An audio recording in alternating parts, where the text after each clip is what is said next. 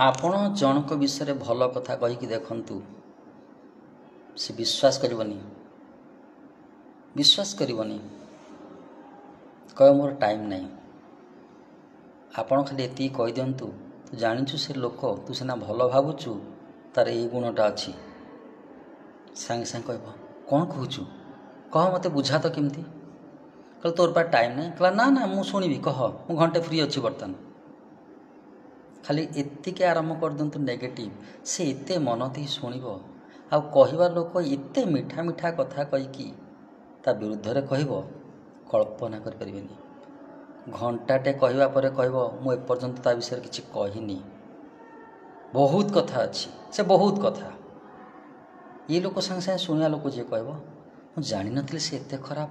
ଏ ଲୋକ ତା ଆଗରେ ଭଲେଇ ହେବାକୁ କହିବ, ଯିଏ ଶୁଣୁଥିବ ତୁ ଭଲ ବୋଲି ତାକୁ ବିଶ୍ୱାସ କରୁଥିଲୁ, ମୁଁ ତା ବିଷୟରେ ସବୁ ଜାଣିଛି, ତୁ ଭଲ ବୋଲି ତାକୁ ବିଶ୍ୱାସ କରୁଥିଲୁ, ନହେଲେ ତା ମୁହଁ ଚାହିଁ ନଥାନ୍ତୁ। ଛାଡ଼, ଯାହା ହେଲା ହେଲା। ବର୍ତ୍ତମାନ ଜଣଙ୍କ ବିରୁଦ୍ଧରେ ମୁଁ ଖରାପ କଥା କହିଲି ନା, ଯାଇକି ପ୍ରଥମେ କୁଳି ହେବି, ପାଟି କୁଳି କରିବି। ସେ ଲୋକ ବିଷୟରେ କଥା ହେଲି ନା, ଏତେ ଖରାପ ଲୋକ।